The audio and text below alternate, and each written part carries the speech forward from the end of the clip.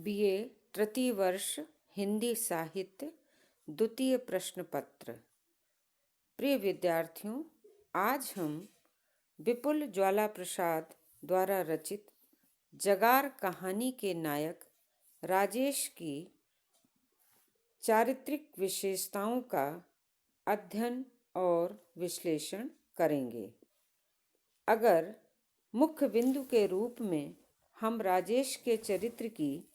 विशेषताओं को रेखांकित करें तो कह सकते हैं कि राजेश के चरित्र में पूरे कथानक में कुछ विशेषताएं उभर कर सामने आई हैं, जैसे आदर करने वाला या आदरशील व्यक्तित्व, आज्ञाकारी, विवेकशील, श्रेष्ठ नागरिक, सहयोग भावना से युक्त, दृढ़ निश्चय, अन्याय का विरोधी, नेतृत्व की भावना से युक्त, आदर्श संरक्षक एवं परिवार का पालक एवं आदर्श चरित्र का नायक। ये कुछ वे विशेषताएं हैं जो हमें कहानी के कथानक में क्रमशः एक एक करके सामने आती हैं। सर्वप्रथम हम बात करते हैं उसके आज्ञाकारी रूप की। कहानी के प्रारंभ में ही कहानीकार ने जो कथा वस्तु का निर्माण किया है, उसमें हम देखते हैं कि राजेश अपने बड़ों से का बहुत अधिक आदर करने वाला है और उनकी आज्ञा का भी पालन करने वाला है। आदर करने की तो स्थिति ये है कि जैसे ही उसके गांव में उसके बड़े भाई की भूमि को जनई यादव कब्जा जमा लेता है और उसका भाई उसे गांव बुलाता है, राजेश उनके बुलाने पर कोटा में नौकरी करने के बावजूद तुरंत अपने भाई के बुलावे पर परिवार सहित गांव जा पहुंचता है। इसी क्रम में हमें उसके आज्ञाकारी स्वरूप की भी जानकारी मिलती है कि जहां वह नौकरी करता है वहां पर भी वह श्रेष्ठ कर्मचारी है, वहीं दूसरी ओर अपने बड़े भाई की भी और भाई के साथ साथ अपनी भाभी की भी बहुत अधिक इज्जत करता हुआ उनकी आज्ञा मानता है। आदर और आज्ञा के ही क्रम में राजेश बहुत विवेकशील युवक के रूप में भी इस कहानी में वर्णित किया गया है। अपनी विवेकशीलता का परिचय देते हुए ही सबसे पहले तो वह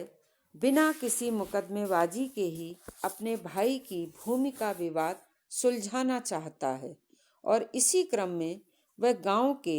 प्रतिष्ठित व्यक्ति पातीराम के पास जाता है और साधारण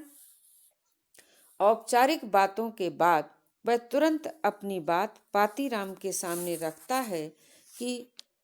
आपको तो ये बात मालूम ही होगी कि किस तरह से जनई यादव ने हमारे भैया की जमीन को अधिग्रहित कर लिया है। और अपनी इसी विवेकशीलता का परिचय देते हुए जब उसे पातीराम से किसी अन्याय की उम्मीद नहीं जागती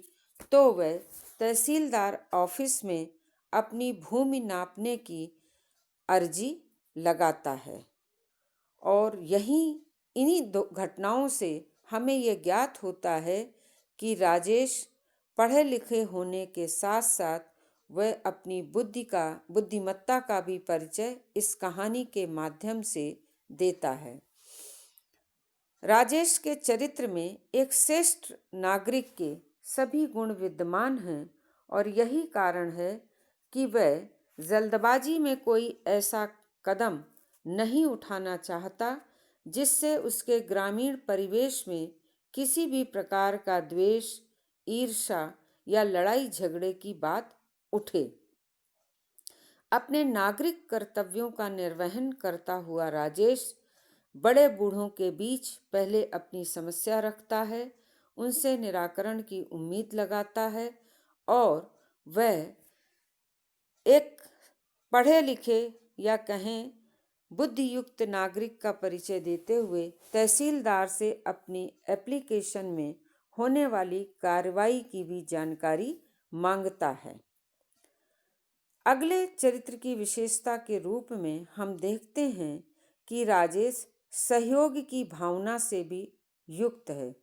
जहाँ वह पारिवारिक सदस्यों के बीच में सहयोग भावना रखता है, वहीं वह गांव के पास पड़ोस और गांव में निवास करने वाले अन्य लोगों को सहयोग देता भी है और उनसे सहयोग मांगने की या मिलने की अपेक्षा भी रखता है, और इसी सहयोग भावना से की अपेक्षा के साथ वह पातीराम से अपने भाई के लिए न्याय की उम्मीद लगाता है। राजेश जगार कहानी में राजेश को बहुत दृढ़ चरित्र वाला कहानीकार ने वर्णित किया है। उसकी दृढ़ता हमें कदम कदम पर दिखाई देती है। एक तरफ वह बड़ा दृढ़ निश्चयी होकर भाई को अपना ये आश्वासन देता है